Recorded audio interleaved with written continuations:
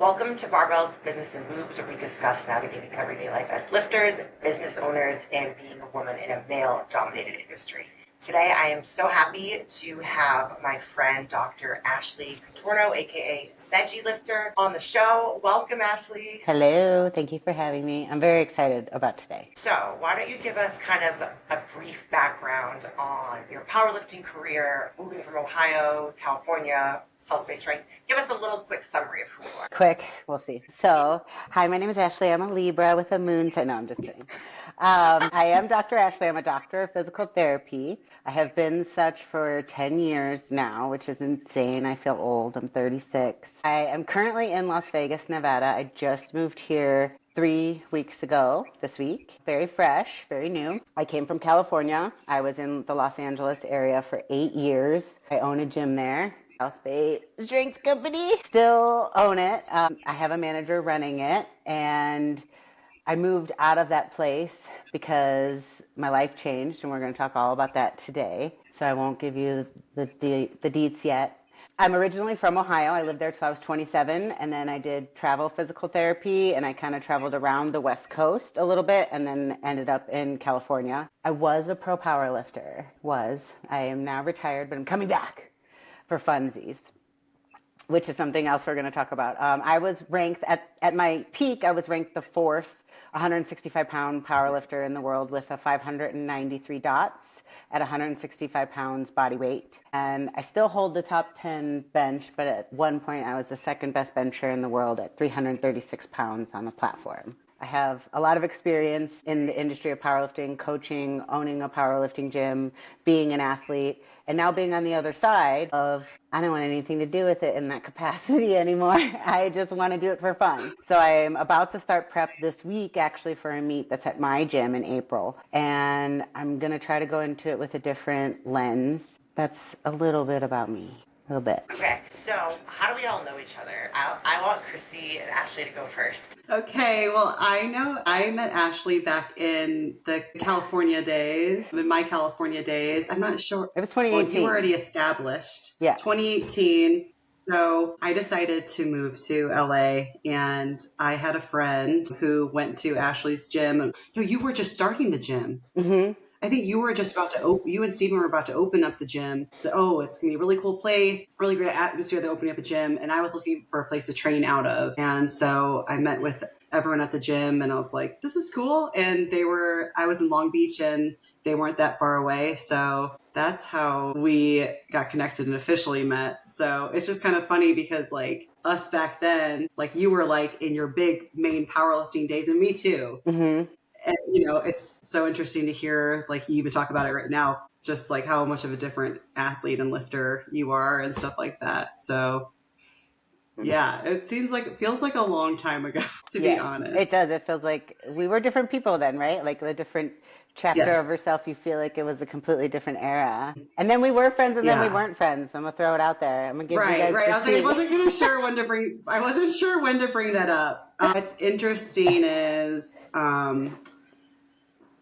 well, a lot has happened between now and then. And what's interesting was, and I know we'll get into this, but I just felt compelled. I reflected a lot about how our friendship ended, or, what I realized was we potentially could have just been much better friends. And I thought, well, why not just reach out and try to at least make things like not weird or okay, just because like I started kind of like watching you from afar, and just wanted you to know that I was like rooting for you, and like I just wish that things had been different, but at least now we could be friends and support each other and everything like that. And I know we'll talk about it, but when I heard about Steven's death, that's kind of like the catalyst for it. But I also didn't know, just like everyone else, didn't know how to go about reaching out to you, especially who wants to be,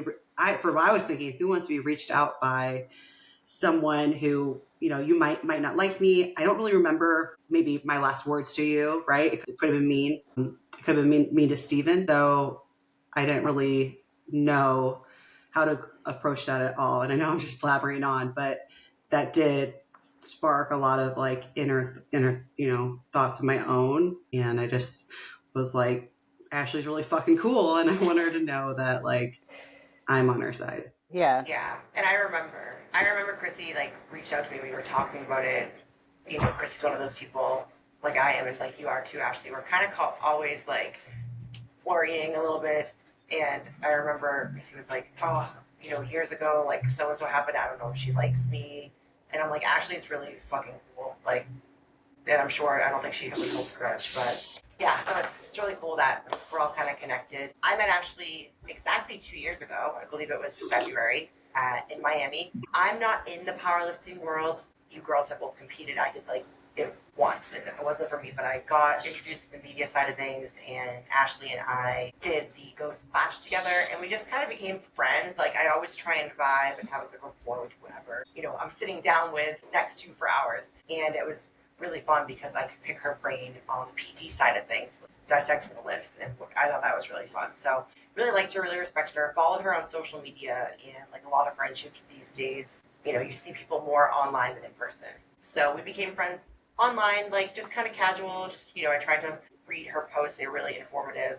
And then a few months into our friendship, I'll never forget. I remember it like it was yesterday when I found out that Stephen passed away. I found out on a Saturday morning around 10:30 a.m. I was making my oatmeal, getting ready for the gym, when I went on Instagram, and I don't know who posted it. All I remember was then I texted a friend who lives here because you were being coached by her husband, her ex-husband at the time, reached out and was like, oh my gosh, I don't know Ashley that well, but I for some reason was crying. Like, and I never had the pleasure of meeting Stephen. And, we see bad news on social media all the time, but it was just so close to home. I was just with you. I really admired the relationship you two had.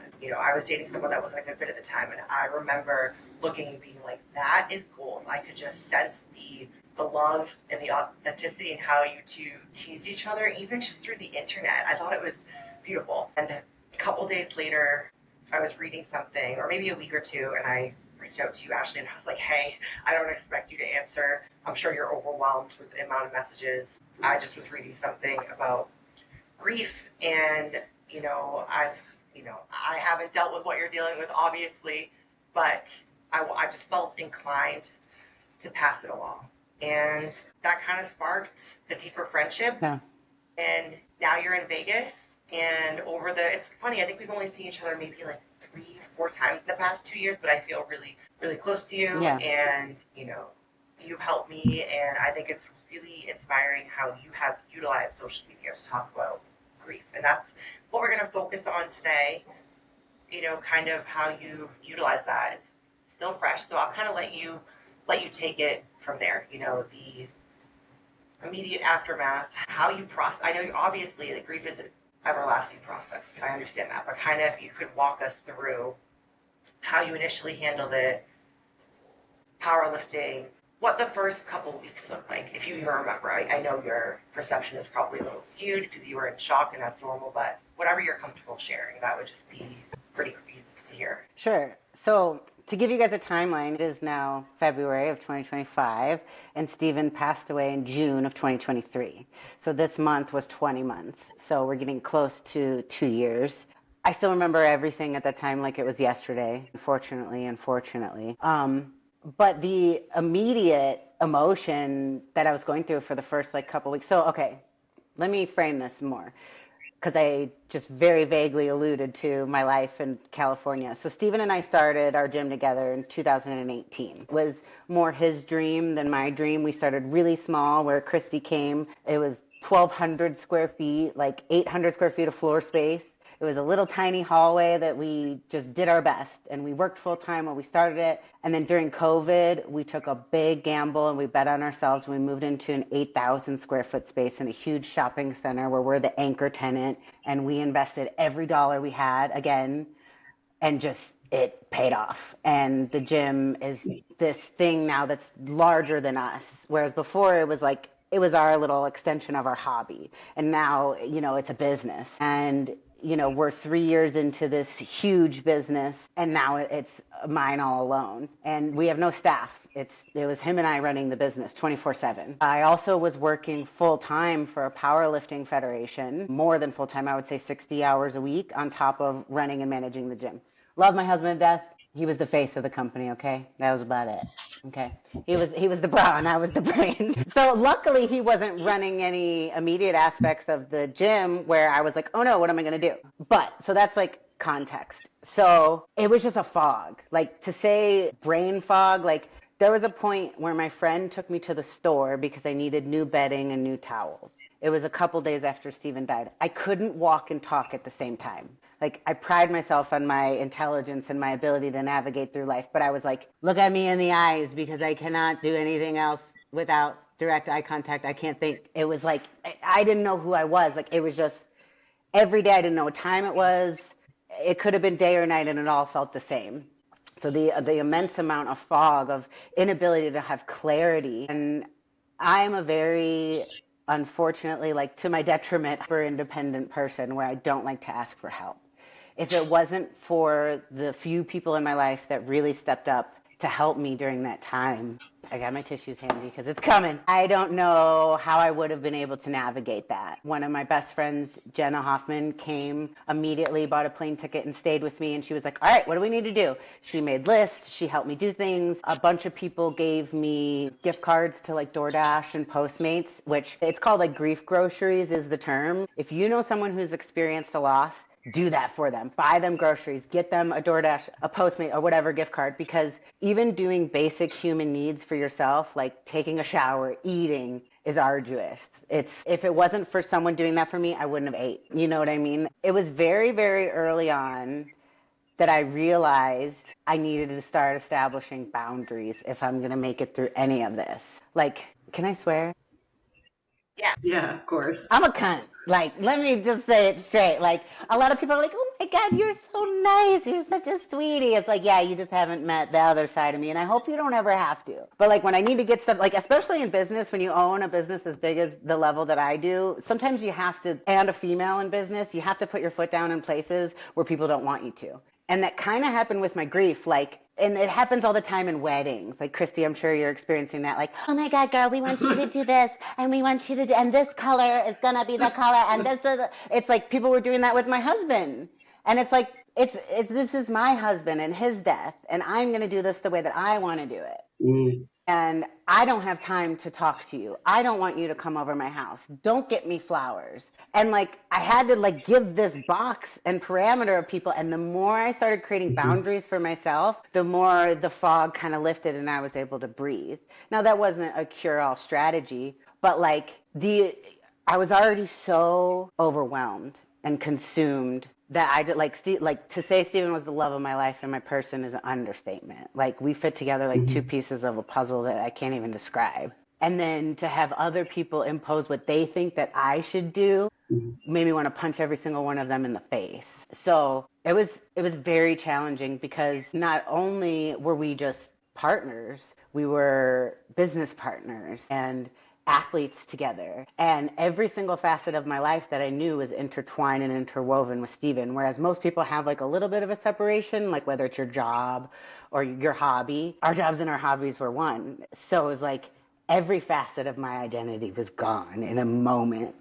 And I'm still figuring out who I am now without him. Well, you're doing, from an outside perspective, you're doing a damn good job and inspiring a lot of people. Because I remember you talking about boundaries, like you were open about it, and we were talking about this the other day. Like, I don't watch many people. Who the hell has time? We're all business owners, but I remember just like I was thinking about you every day. Like, I know she's not doing good, but I still love that she's sharing. And I remember, because this was a female moment, you would almost apologize sometimes when you were writing long things in your stories, like, sorry, but it's just how it is. It's like, she shouldn't have to apologize, but I understand why she's doing that. Like you said, you refer to yourself as C-U-N-T. I don't think that, everyone handles it differently. You just had to survive. You still had a business to run. Like, I think that's, from what I've witnessed for other people that have lost close ones, it's like that's the hardest part of grief. It's like people think it's a timeline and think like, oh, how are you doing? And it's like they don't realize how triggering those questions could be. So, Yeah. what was Well, I was gonna yeah. say, like, I feel like a lot of people feel like they need to hide grief or like act like everything's okay and just like afraid to share their feelings. But, I thought it was, just showed like actually what was going on, like what you're feeling. And, did you ever feel like, did you, I know you use social media a lot as like your outlet, like that help you in any way, like sharing more about like actually what was happening and what you're dealing with? Yeah, let me elaborate on that. So, my use of social media pretty early on, not only was that the method that I used Mm-hmm. to tell the world that Stephen died, I started using it almost as like a virtual journal, not just for Mm-hmm. myself, but for others. Because, like Christy said, yes, people do hide grief. People do think, like you said, Brittany, that there's a timeline for grief. Grief is love that has no other place to go. And Stephen died, but my love for him didn't die. So I will experience some form of grief forever, of which what wave that comes in is going to continually change. But I moved here to be with Steven. We met in Las Vegas, where I live now. Ironically, I could see Mandalay Bay, where we met. If I like walk outside my block, I could see the place where we met, and I love that. Girl, I don't mean to interrupt you, but it was so weird because this morning when I was like showering and like thinking about the podcast and all that, I was thinking, I'm like, oh, I remember they got married in Vegas, and I was like, and now she's here, and I was thinking like, wow, that's really special because that's kind of like, hey, Stephen, like, look, babe, I'm here. Like, that's what it reminded me of. So it was really cool. Yeah. It just dawned on me. I don't know why I didn't realize that 3 weeks ago when you moved. Mm-hmm. So that was really cool. Yeah, we met in Vegas, we got married in Vegas, not in the Mm-hmm. same weekend, but you could. But it honestly feels really good to be here. It has felt terrible to be in Los Angeles from the moment that he died. And those are some of the kind of things that I want to express on Instagram. I don't have imposter syndrome. I don't ever feel judgment from anyone else based on my actions because I am always my authentic self. And if someone has an issue with that or thinks differently of me, you can go away because I am presenting who I am at all times, and it's not a show for you. It may be educational for you or informational for you, but this is just me being me. And I used social media very early on in my grief and continuously just to kind of express and show, like, I'm going through it. And I also needed support. I wanted help. I wanted connection. I lost my best friend, my partner. I moved here to be with him. Yes, I have a dense network of friends that I've curated over the 8 years that I was in Los Angeles, but a lot of those friends are all gym friends, and I don't really have I don't have any family here. So it was just like, it was gratifying to me to give a deeper sense of who I am when I felt like I don't know who I was, if that makes sense. And I documented a lot of gnarly things on my Instagram over the past couple years. And the amount of reception of feedback that I've gotten from other people is just like, I've never seen it this way. Thank you so much for explaining this. Thank you so much for being vulnerable about this. Mm-hmm. So many people have reached out to me saying, like, I now have encountered someone who's lost a person, and I approach them differently after listening to you. Because the worst question that any griever can ever get, and they'll get it a million times, is, how are you doing? Obviously, I'm doing shit. That is a conversation ender. How are you doing? Absolutely, utterly miserable. I want to die. I don't want to breathe. I wish I could just crawl in a hole and die. What would you do if I said that? Because that's how I'm feeling. You don't want to know how I feel. You're asking that question for you. So I really liked, and I wasn't as eloquent in my speaking about it very early on, but I told people, like, don't ask them how you're doing. Ask, like, tell them a funny joke. Say, have you eaten today? You know, even asking someone, do you need anything? You may think that that's a benign question, but to someone who can't even conjure a thought, how do they even have an inventory to evaluate what their needs are? You know, how is your fridge stocked up on groceries? If you're a close friend, come over and clean their house. I had a friend come over and just do the dishes, and it was so amazing for me. So very early on, I just kind of was describing how I was feeling and my journey. And then I also started transitioning a little bit just to kind of educating others around grief. I feel like it's a part of my purpose now because grief is a language that we don't get taught. It is a vernacular that no educational system teaches. We don't teach it to our family members. We do a poor job of exemplifying how you should approach someone who's grieving. So whatever reach I can have, whether it's a couple people or thousands of people, I want to teach others how you can help someone who's grieving, because it's really when they need help the most. And a lot of people just get turned off by others who are trying to help because you're trying to do it for you and not really for them.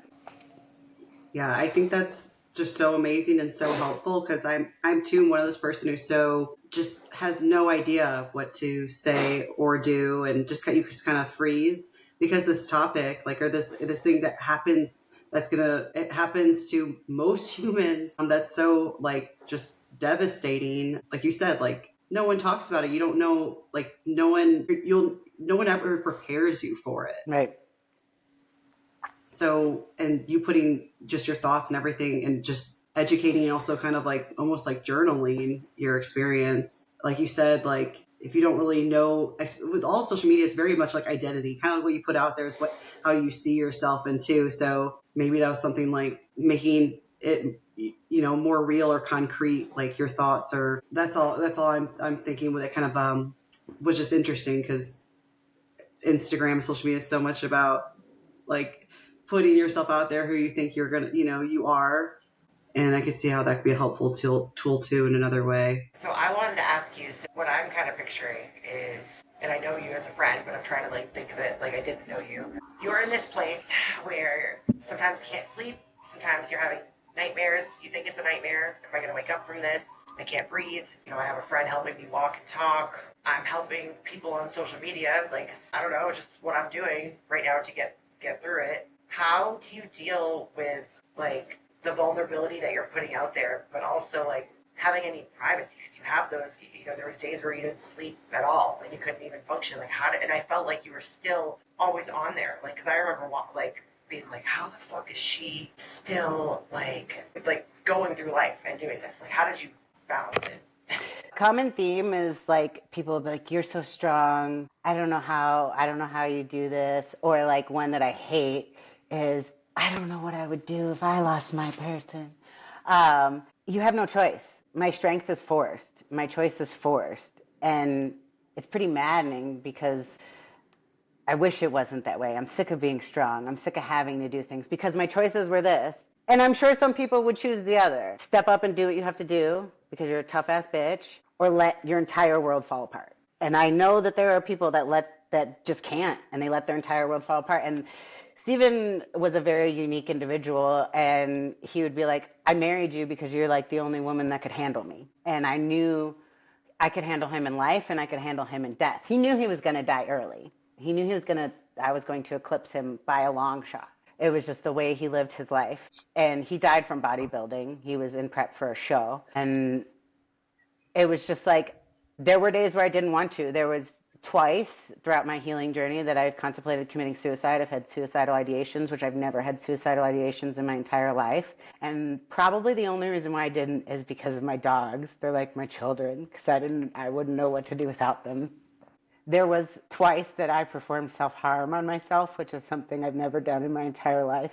And I never understood it until I did it. I was in such a low, I was driving both times. And my emotions were so physically and mentally overwhelming that the only thing that I could feel to make me feel emotionally better was to physically hurt myself. And I just started digging my nails into my arm as hard as I could, and I was just opening up the fucking skin. And it was like the craziest thing, but I was feeling better as I was doing it. And obviously, I talked to my therapist about it extensively. But I was like, okay, I see why people do this.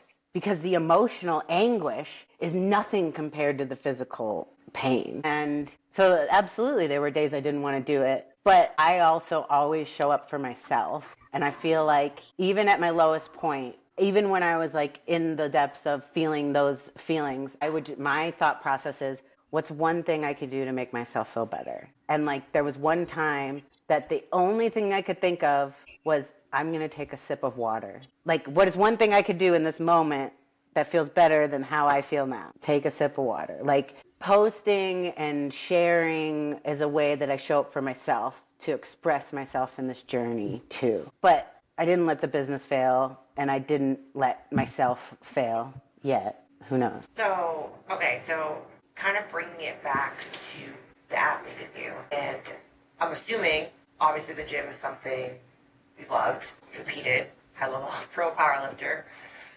When you own this gym, the place where you probably don't want to go where you're navigating that, yet you still want to show up for yourself, was working out an outlet, or was it something that you wanted nothing to do with? This is something that I basically struggled with from the moment Stephen died until I moved out of the state.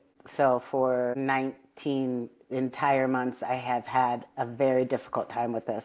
And I'll kind of give I'll give the timeline kind of as abbreviated as possible. Stephen died 3 weeks out from a competition, and I was set to do a pro powerlifting event that year in October. He died in June, July, August, September, October. So 4 months, right? June, July, August, September, October. 5 months. Math is hard. And so 5 months later, I was supposed to compete. I decided I still wanted to compete, like in honor of him, and he wouldn't have wanted me to quit because he died. Like that's how he was. So I was like, all right, I'm still going to do this meet. I took several weeks out of the gym. And when I first decided to go back to the gym, because not only was it like, oh, I want to go to the gym, it's my gym and everybody knows me. And the other person that runs this gym died too. And I remember I went to the gym like a week after he died. And everyone that was there came up to me. And I literally had a hood on and I just went like that. I was like, stop. And someone was like, stop, back up, back up. Like I had like a bouncer. It felt like a celebrity at a club, but for all the wrong reasons. And because I was like, just give her space to breathe. Because how are you doing? Yeah, I'm terrible. I don't want to talk about it. Leave me alone. And most people can't say that because they don't have a boundary enough within themselves to stand up for themselves because you're already so emotionally repressed. When someone asks you for something, you usually just do it because it takes that much more energy and effort to say no. Which this is something I do want to talk about is people asking about how he died. But let me finish the story and then I'll tell that because that's a really important moment for me. So I took some time out of the gym. When I started going back to the gym, I went to a different gym just so I could give myself some space. And then maybe a month later, I started going back to my gym. I started prep and I was like on it and I was using performance enhancing drugs. I used to be a non-natural athlete. Prep was going all right. I had... How many weeks out were you at this point, Ashley? Well, I would say prep was kind of like normal throughout it. I probably started prep like 10 weeks out. So this was probably in like July-ish. Okay. Yeah. Okay. So like a month and a half later, I'm back in my gym, starting prep. Things are going great. I have my little support system. Things aren't going great, but training was going great. Mm-hmm. I had shoulder surgery the year before on my left shoulder. My right shoulder had been bugging me, but it wasn't as bad. Continue prep 2 weeks out from the competition. I catastrophically tore my rotator cuff under load. I was like, okay, wait. How can I just had got off the bench. I'm like, my arms like this. I'm like, wait, how can I still do this meet? I can still deadlift and I can still squat. I could bench like a plate. Like, and then I'm talking myself through this. And then like 30 seconds later, I was like, what are you doing? Your husband literally just killed himself with that mentality. There were so many warning signs of his death about to happen that he was just like, no, this show is more important. And then you were about to do it yourself. And I took this inventory. I'm glad it only took me 30 seconds to snap out of it. But we as athletes put so much pressure on ourselves to perform. But at the end of the day, you're performing for yourself, right? Everybody else is just gets to watch. And I'm like injured. I just tore my shoulder. And I'm like, how can I still do this meet? And then I reevaluated how I was living my life at that moment. I think I was clouded by drugs. I was clouded by the persistence to perform at a pro level. The respect and adoration from the community that comes with that is very endearing and it's hard to let go. I then decided I'm going to stop using performance enhancing drugs for the rest of my life. I probably don't ever want to compete again in the sport of powerlifting. And I would like to train to look good naked and be healthy as opposed to be an athlete. So that's like that side of it. And I had surgery and it's doing better. But from that point on, so we'll say October through, a year later, it was very hard for me to be at the gym because I decided I wanted to sell it. I was like, I don't want walking into the space that we created together over several years, all the time, energy, and effort, all the sacrifice, all the late nights, all the 24-hour days, quitting our jobs to make this successful, to have it be our entire life. And I have to step back into that every single day without the person that did it with me. It was so hard. And again, people putting their judgment onto you, like people were like, oh my God, you want to sell the gym? Oh my God. Yeah, this isn't about you, motherfucker. This is about me. I want to sell the gym because I need to be happy, because I can't walk into this space every single day knowing that the person that made it with me isn't here. I don't care about the money whatsoever. We never started it for the money in the beginning. I'm so thankful that I have something that's worth a lot of money, and it makes me money enough where I have a comfortable lifestyle, but that's not what it was ever about, and it's still not what it's about. So I started training at other gyms again because it was the mental toll it was taking for me to walk into that space every day was not worth what I was getting out of it. And then I left altogether. I went RVing for several months while I had a failed person who was supposed to be buying the gym there, running the gym, and they were running it into the ground, and I wasn't paying attention because I just needed to leave.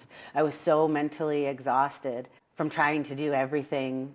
And I think for me, I felt, obviously it's so unfair when your person dies, but I felt this like added layer of unfairness. Like, not only did you die and you leave me, I have to run this thing that I don't even want. I never wanted to start the gym. I don't even want this. I did this for you out of service because I love you so much. And now I have this thing that I just wish I could burn to the ground, literally. And it just felt so unfair. Like, why do I have to keep doing this? Why can't I just sell it? I have this asset that's worth so much money, and it's very difficult to sell a brick and mortar business that's already established. It's not like a real estate transaction. So the guy was trying to buy it. It failed. I had to step back in to the business actually just a couple months ago. And now I have someone else running it on my behalf who's doing a fantastic job. So I don't have to be there. I still very much am involved in the business, probably several hours a day, every day. But with this space, it's not as hard, but still 2 years later, I wake up some mornings just crying because I still don't want to do it. I still don't want it. I still want to be free so that I have the ability to live what my new life is. And I'm 1 foot into this old life that I loved, but I don't want anymore because I'm not that person anymore because my person isn't here. I wanted to ask you specifically, I know your RV name is Colleen, right? My girl Colleen, and correct me if I'm wrong, but just from knowing what you've achieved, I feel like you are a very calculated person. You know, you look at numbers, you look at risks, rewards, pros, cons, all of that. And this is where I want to sit you, say, Brittany, you're wrong, that's fine. I feel like when you were navigating all this, I feel like you became a little more like by ability to just kind of like, I want to do it, I'm going to do it without thinking about it. Like, I feel like you bought the RV and you were like, I'm going to go hiking, and you did these trips. I feel like it was pretty fast. Was that like a personality change a little bit, or is that because your world is still like, oh my God, I'm not even thinking straight? I feel like it ended up being a positive thing and all these things. And the talk, again, I want to know, like, was that a personality shift? Was that just you trying new things? Like, what was that? I would say a little bit of both. I bought the RV actually in December of 2023, and I didn't get to take it out until August of 2024. So it seemed like it all happened fast, but that thing sat in my driveway for 9 months almost. 8 months, 8.5. I knew I needed to get away. I needed to experience some type of separation from what my life was. Because from the moment Stephen died, most people get to take some time off. I did not get a day off because I have this business that no one else knows how to run besides me. I ended up quitting the full-time powerlifting job in August. So I did that for 2 more months. And then many reasons why I quit outside of it being more than what I wanted for myself. I was like, I need space to figure out who I am because I have no idea who I am now because I'm not the same person. I wanted the RV to be my symbolism of freedom, and I was going to go take it once I sold the gym. Well, that still hasn't happened. When I finished negotiation and training the new manager guy who was supposed to purchase the gym, I trusted him enough where I was like, okay, I'm going to go.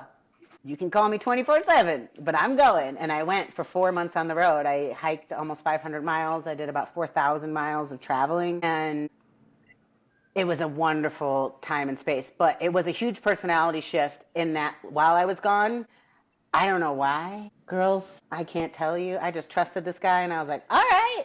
And I wasn't even really looking at my business. I was just like, he's going to buy it. It's going to be his problem now. Like, it was like, you know, the thing you, like your laundry, like you don't want to do, you put it off until you have to and someone's coming over. It was like, all right, I ain't got to worry about this now. And it was a fatal error on my part because the business was just slowly going like this the whole time I was gone. And he's like, yeah, everything's great.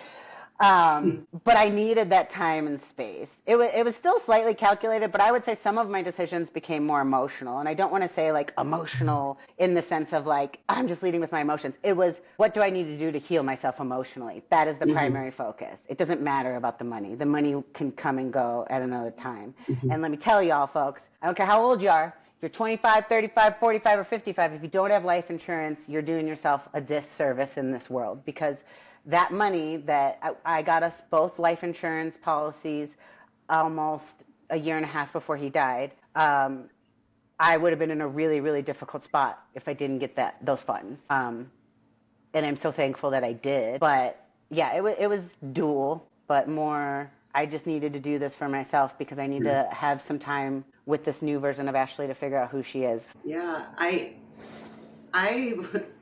can totally understand why you would do that. Like holding up that business for so long, I would do the same thing. I'd be like, especially if you trained him and trusted him, like, you know, it'd be fine. But it's just interesting because when you're on the road, you're not lifting either. So you definitely, and you had been injured, said goodbye to your powerlifter identity as well. And like finding yourself, like, did you find that difficult, or was your mind just like so switched? Like, I don't enjoy the gym anymore right now, or, you know, how did you kind of deal with that? It took me probably a year, maybe 14 months to fully embrace I am not a power lifter anymore. I did it for 12 years. No, I'm sorry. Yeah. Wow. 12 years. I have been lifting weights for 18 years. I did bodybuilding very briefly before powerlifting. I was never good at it. I did cycling for a while, but powerlifting, like from the moment I did my first powerlifting workout, it was love at first sight. And just like, I felt like the choice to do it was taken away from me rather than me deciding I want to step down from the sport. And for both reasons of Steven dying and, you know, tearing my shoulder. Like, who knows? If Steven didn't die, maybe it's because my cortisol was so high, my inflammatory markers were so high that's what made me tear my shoulder as opposed to it just occurring naturally. We'll never know. But it took I needed to just be by myself. Like, y'all ever gone for a 4-mile walk? 5-mile walk? I did that every day for several months. Like, I got to just be by myself and relearn to trust myself and my instincts and what I want. And I think I enjoyed just being strong and being so good at a sport that kind of came pretty easy to me, actually. Like, I didn't have to try that hard. Sorry. It just felt so rewarding, and all of that, you know, tied to your dopamine sensors, to your feedback reward systems in your brain of like, well, now it's my reward. I briefly got into pole dancing, and that was awesome and fun. I don't know if I did a competition last year in September. I don't know if I want to do that anymore. I think it was a great distraction. It was something different. It was a fun way to move my body. I would love to talk about like some of my sexual exploration and how that's played into my grief, because that's awesome.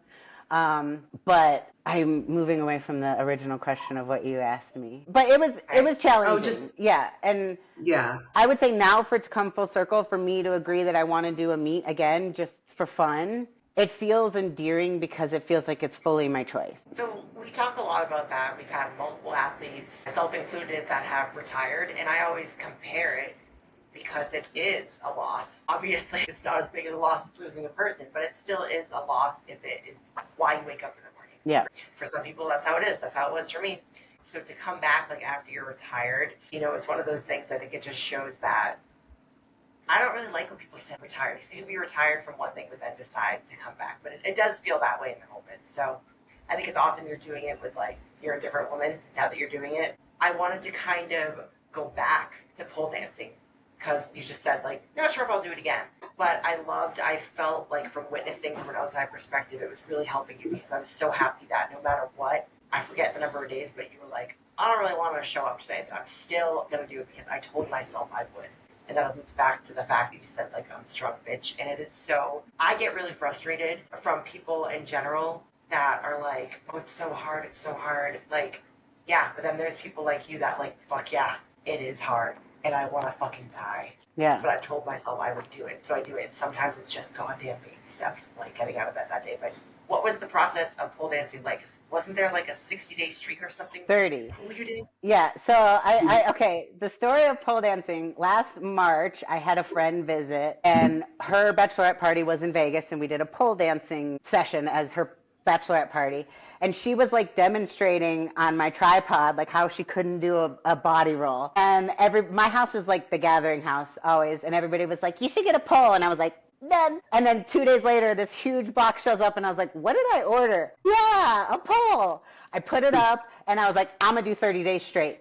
I'm gonna do 30 days of pole dancing. I don't care how stupid I am or how dumb I feel. I'm gonna do something for me. And I did it. And I remember it was the 30th day. So there was like, so this was last March. So we're not even a year after Steven has died. And I'm like, and I started doing classes, and I started buying all these sexy outfits, and like pole dancing got me into my sexual awakening. So I'm going to do a side tangent for a moment. People think, especially a couple who's been together for a long time, I moved here to be with Steven. Every single person that knows me from South Bay Strength Company was introduced as Ashley and Steven. It's like, you know those couples when you can't think of one without thinking of the other, like kind of like both of you guys and your people, like it's like you are the same, but also like people can't see you separately. When your person dies, people often think that your sexuality dies with them. Like, Steven died, but I'm still horny. I'm still sexy. I'm still young. I'm still hot. And because I stopped doing PEDs, my body has changed so much. Like, I had what I called pancake titties. Like, I would like bend over and I could just go, get a little pancake. Because it was just skin. I had no fat tissue in my breasts, but I have naturally large breasts. So yeah, so it was just skin sex. So now I got D's again. You have D's? I'm not gonna flash you. Wow, I know. that's crazy. I didn't know this, Ashley. Put this as people tell me I have sneaky big tits. Look at them. You do. We only know each other when we had little titties. I know. I love that. We're first being friends with little titties. Can you do that again? Can I take it behind the scenes? Yeah. Picture. This is my favorite. And my big old titties. Hold up, babies up. I'm so impressed. Good job. So these things like developed overnight. I got asked a couple times if I got a boob job because that is how dramatically different. It looks like you did. I mean, this is a good just PSA. Maybe if people want to do steroids, you can say, or if you want your boobs, just don't. Yeah, because I was good. like 14% body fat, 15% body fat. Mm-hmm. When I was on PEDs, and obviously those change your hormonal chemistry. So after being off of them, I stopped doing them in October. Through March, my body's changing, my facial structure's changing because my face gets really swollen when I'm on PEDs. Right. My muscle mass is going away, and I just felt sexy. And all I wanted to do was just like, not display it for other people, but put on a show for myself, right? Like, I want to reclaim my sexual prowess because I am still a sexual being. I've always been a sexual being. Steven and I used to post Totally Nude Tuesdays. Every Tuesday we would be naked and like make some funny video, sexy video, whatever. And we had a very healthy sex life, okay? So it was like a way not only to force myself to do something that was goal driven because I had no motivation to do anything, show up for myself every day, allow myself to be in a sexual space that felt safe and healthy, as opposed to like going out on dates or going to the bar or something. Like, I wanted it to be for me. So I remember on the 30th day, I was having a terrible emotional day. And like the mental and physical paralysis that comes along with significant grief is something that I never wish on anybody, and also is really difficult to navigate. And it was the last day, and I didn't want to do it. I was like, I don't want to do this at all. And I like remember posting online, like, it's day 30, but I'm tapping out. And like, the amount of messages I had flooded, because like people were watching my journey, because I was posting my videos every day, whether I just did a couple twirls or I made up a song or whatever. And like the amount of messages, like, you have to do it, you have to finish.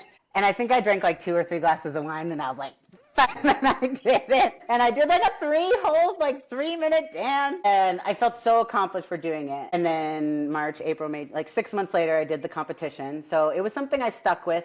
I didn't get to do pole dancing at all while I was on the road. And that, I would say, hindered a little bit of my progress, but I didn't really care about how I placed in the competition. It also was another way for me to like display some type of athleticism, because whether you know this or not, pole dancing is actually really physically challenging, and you have to be strong. Display my athleticism without it being in the sport of powerlifting. So I'm like, what is my new identity? I'm just trialing different things. And it was nice to compete and not have it be about weightlifting. That would be fun to try. And you know what? It's just funny because like from just being so far away, I always see your social media, like, what are you up to now? And now I'm just realizing you were just like trying things out. Like, I'm going to RV and go across the country. I'm going to do pole dancing and stuff like that. So that's really cool because, like you said, either you could just be maybe paralyzed and, you're going to want to crawl in the hole, which, like, it's okay to feel that way. But, or like you said, like, go out there and like do something, for yourself. So I want to bring it back to like, it's like me asking, what can I do to make myself feel better? And from right. the smallest thing of taking a sip of water to, I want to do a pole dancing competition. I want to buy an RV. And so it's like, there's a spectrum in between. But when I commit for sure. to doing something, I'm going to show up for myself. Mm-hmm. I do want to hit, Yeah. before we run out, I do want to talk about asking someone who's lost a loved one about how their person died. It is absolutely and utterly 1,000,000% inappropriate to ask someone, how did your person die? If it is not apparent, like there was a car crash or a shooting and you heard it on the news, or they've been in cancer treatment for years, do not ask. Do not ask them. It is none of your business. I started being like, oh, do you like to get pegged? What? Well, since we're asking other people inappropriate personal questions, when someone's grieving, especially early on, they don't have the boundary or the energy within themselves to like stand up for themselves and be like, I don't want to tell you this because it's really triggering and uncomfortable. If I want to share the story of exactly the way that Stephen died, I will tell them on my own terms. Sometimes I say he died from bodybuilding. And then if they ask follow-up questions, I say that's none of your fucking business. But I've learned to be able to be strong enough to say all of those things. There were some times in the beginning where I went into the story and it made me feel terrible. It made me feel absolutely terrible. And they're asking not for you, they're asking for them. I was just thinking that. I was thinking why, because when someone dies, my first question is in my head, how did I die? Because, but why is that a natural, and I'm not going to ask someone that, but why is that a natural, and, because we're curious creatures. We're curious creatures, right? We want A plus B equals C. This is a 34-year-old, Stephen died when he was 30, he's a 34-year-old, what people think of bodybuilding is healthy, and that's a complete lie. Healthy individual who now is dead. So what is B to equal C? Well, maybe it's because it's scary. I want to make myself feel better. Like how, is this something that's a danger for me? Maybe. I'm just trying to figure out why someone, and to ask the person, the spouse of the person, like, I just don't understand why. But I also feel like it might be because, so I'll look at, me, Ashley, Chrissy, we're all people that have an online presence. And I do feel like people, even if it's in person, have no qualms. Like they almost sometimes don't view us as real people with emotions and feelings because of that. So I feel like, because I would never, like Chrissy just said, I would never ask someone, how did they die? Because obviously, if it's not in the obituary, or if you can't find it, something happened. And I just can't process why you would ever think that's okay to ask someone. I really can't. But I think people, because again, we have an online presence, they're just like, she'll tell me, she's in a book, she posts herself pole dancing, she does this. And it's just, for anyone listening, like, we're all people. So I just wanted to point that out there. Yeah, I do see that. And there's people who have actually like expressed resistance to some of my personal boundaries about things that I'm willing to share and not share. It's like, well, you share your whole life on Instagram. Yeah, I share what I choose to share with you, not everything that you would like to see. And so it's just, now I'm at the point, and I've been at this point probably for about a year, when people ask me, I'll either hit them with like, oh, do you like dildos in your butt? Or I just very plainly say it's inappropriate to ask someone how their loved one died. Period. And that's a conversation ender. Sometimes people say why, and I say because they may not want to share the answer, or I just stop responding. But I just think that that's important, like whoever is listening, just to know that it's a boundary that you shouldn't cross because it's none of your business, to be honest. Okay, I know you have your gym routine, but I did want to touch on, we'll have to have you on again, but I wanted to touch on pole dancing, get your boobies big again. You said like you felt more sexual, and I don't know if you know this, but you actually helped that. So I love that. My girl's in Vegas. Yeah. So talk a little bit about once you felt like safe enough to do that, because I remember you said like, holy shit, a lot of people are like unfollowing me because I'm a widow and like now I'm being sexual. Like, I'm not allowed to be horny. Like, what the hell? So talk about that, how that's been healing. And I think it's funny that people would even have the audacity to say something like that. So my brand completely changed. So we as social media influencers usually have some type of brand, right? Strong man, strong woman, education, things like that. I was Dr. Ash. I still am Dr. Ashley Contorno. But my brand of Dr. Ash explaining shit. I would do educational videos about techniques, powerlifting, this, that, or the other. Most all of my social media was basically a lifting diary. And then it's like, okay, well, my brand completely changed. Now I'm this sad person all the time. And then now I'm the sad person that does pole dancing sometimes. And I'm posting myself in different statuses of undress. And I think, so I would lose like thousands of followers a day. It was insane. I think some people who came to me for that specific content, I see why they left. Like whether it's their insecurities or they don't, their beliefs or values don't align with what I'm doing, fine. But a lot of people were judgmental towards me because I shouldn't be expressing myself sexually while I'm grieving my dead husband. That is a dishonoring of his legacy, his memory of who he is, or talking about wanting to explore dating and dating apps. How could you? How could you tell me what I can do with my body? So it almost like was like kerosene on that fire. Like I was like, oh, okay, I'm gonna go 100% in on this. And then I was like, I want to do some sexy photo shoots. Like, so that year in October, the year Steven died, a couple months after he died, I did my first like boudoir photo shoot with my friend Angelica. We rented a house. I jumped off of a cliff into a canyon. I was just like, I'm gonna live life. It's all coming back to me because this is what I was talking about. I was like, what's Ashley doing now? What's that? I'm like, whoa. Like, she's like just doing everything. I love those shoots. My Instagram is like, I say it's like Forrest Gump. There's so much. It's a box of chocolates. I'm jogging my memory. You don't know what you're going to get. Yeah. I could be jumping off a cliff one day. I could be writing a novel the next day. I could be... Yeah, you're not just on Instagram teaching people to brace anymore. That's for sure. Yeah. So it's like, I kind of had this moment where I was like, I'm not a box. I'm not a person that does one thing. And my social media is going to reflect that. I was, as a pro athlete, you kind of can only be one thing if you want to be really good.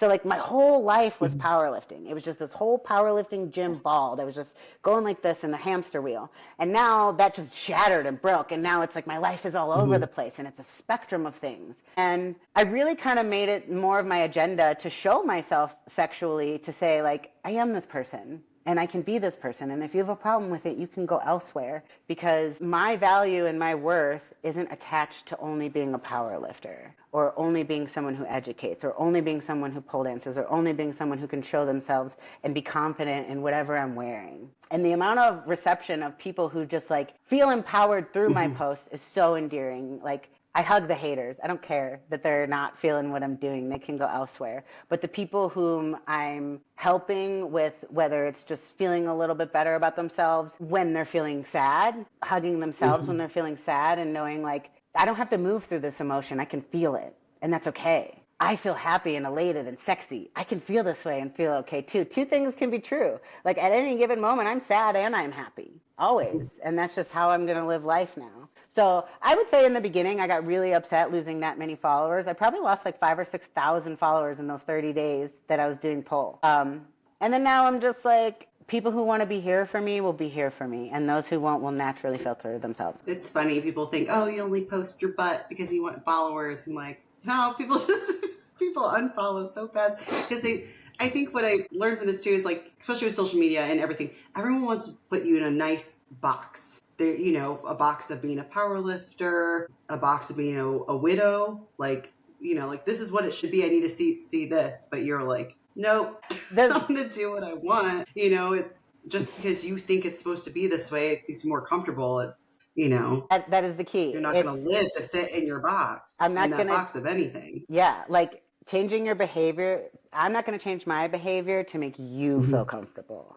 And like once I realized that, I was just like, cool, because I'm learning a lot about myself as I'm going. And it's like, yeah, like that makes you uncomfortable because I'm not this person anymore. Well, okay, yeah. That's why I'm so glad you're in Vegas, because it's one of those places, like, I've changed being here so much, like we were talking about the other day. It's like I have so many different types of friends, and like something that's still hard for me, but you don't do it, is like, I do sometimes feel the pressure to fit in a box. And I think about you often, and I'm like, well, Ashley's still still living life.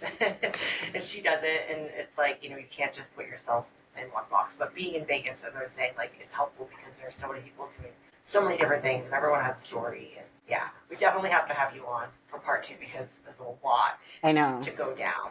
But overall, I kind of wanted to wrap it up a little bit. You had said earlier on, because I want to make sure that people pass along this episode to someone that is grieving, or how they can be a better friend. You said to do groceries, gift cards. What is something else that you didn't even realize helped, but looking back now was what you're so thankful for? Finding the individuals in my life who will just hear me and not try to help me. So if you have someone that that's, and this doesn't have to just be about grief, it can be about any problem. Hey, I'm coming to you with this. Do you want to be heard or do you want help? That is like the best way to navigate the conversation, because most of the time people just want to be heard. Like, I won't call specific people when I'm feeling low because I know that they're going to try to navigate me through my emotions, because a lot of people are uncomfortable with sadness or depression. Well, how can we make this better? Well, you're going to be okay one day. Oh, okay. Well, guess what? Right now, I can't think about one day. I'm not okay with living my life miserably every day so that one day, somewhere in the distant future, I'll be happy, because who fucking knows if I'm going to be there?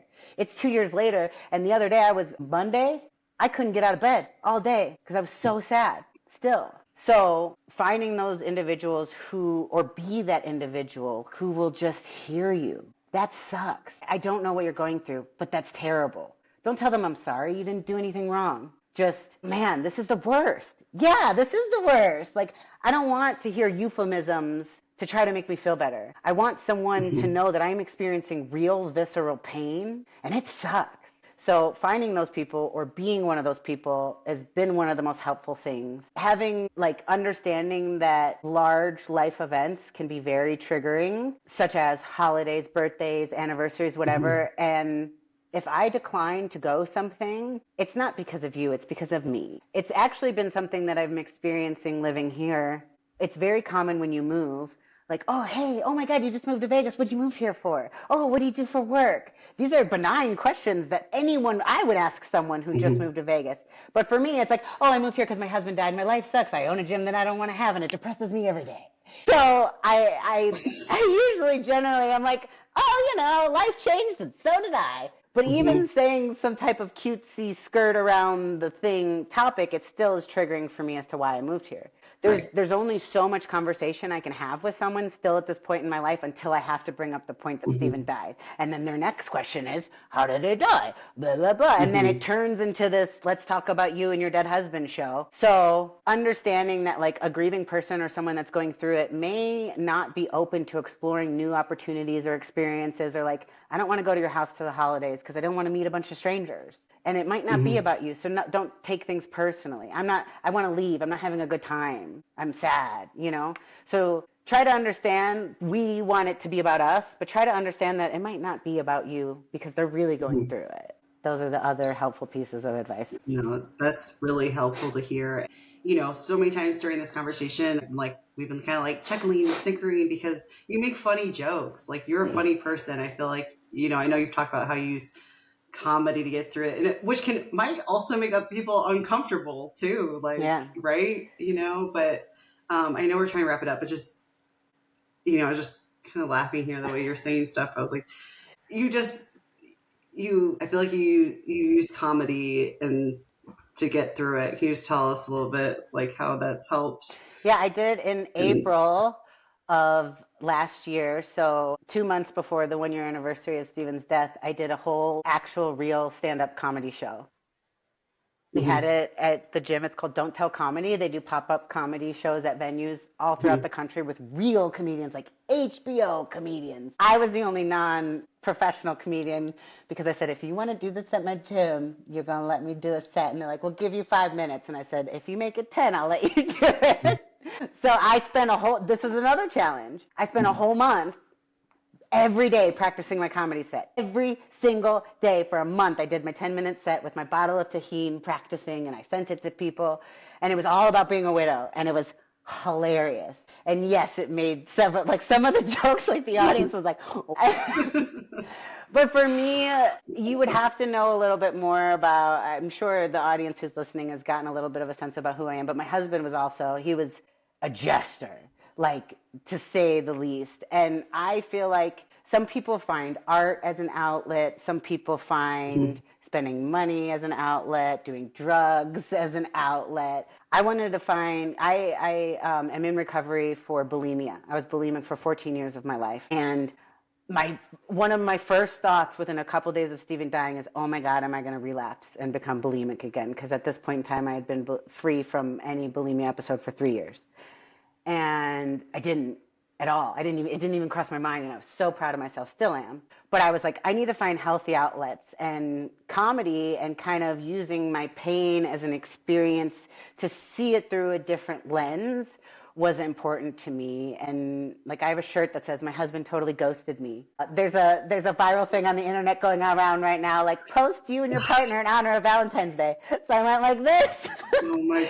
To me, if I can't laugh at it, I haven't fully accepted it. And this is something that was hard for me. And it's something I still work through every single day. It's probably one of the most, like, there's many impactful things that I've gotten through being a widow. But one of the statements that's like, if it's a trigger for you, it's something that's not healed. Like, now things that used to be triggering, I can look at them very differently. And like, so I'm trying to take things that are triggers and work through them in different ways that I can heal. Doesn't mean they don't upset me, but being triggered when someone asks, how did he die? I used to be so triggered. I used to be so mad. And now I'm just like, do you like butt plugs? Like, whatever, like, so finding ways where I can take my pain and turn it into progress is important to me. And that's kind of like a part of my DNA, is I'm always striving for something different. I'm working on writing a book. I want to make a documentary about Stephen and really discuss what happened in light of bodybuilding. And there are things to make my new self complete. Progress. I love that. Yeah. We're proud of you. Again, I still have so many more questions, I know. but I'm going to kind of end it on a light note. We got to do a part two. Yeah, Yes. definitely part two to come after your return to the platform. All right, so I know you eat eggs. People sometimes think that you don't. What's like your favorite veggie lifter specialty chef meal that you want to whip up that you think anyone would like? Probably breakfast. I love cooking breakfast. I mean, I do eat eggs. I eat eggs. Well, actually, what I eat is boring. Probably no one would like it, to be honest. I kind of let that part of myself die that cares about, like, eating a variety of things that, like, taste really great. I'm just like, how can I supply my body with the best whole nutrition as possible? So my breakfast daily is like a cup of kale, 1 whole, 2 whites, eggs, and a piece of sourdough toast. And it fuels me well. But I just look at nutrition differently, as a holistic way to fuel my body, as opposed to things that just taste delicious. Favorite vibrator? The Hitachi plug-in, so that it doesn't die on me like Stephen did. Perfect. I was gonna ask. Oh my God.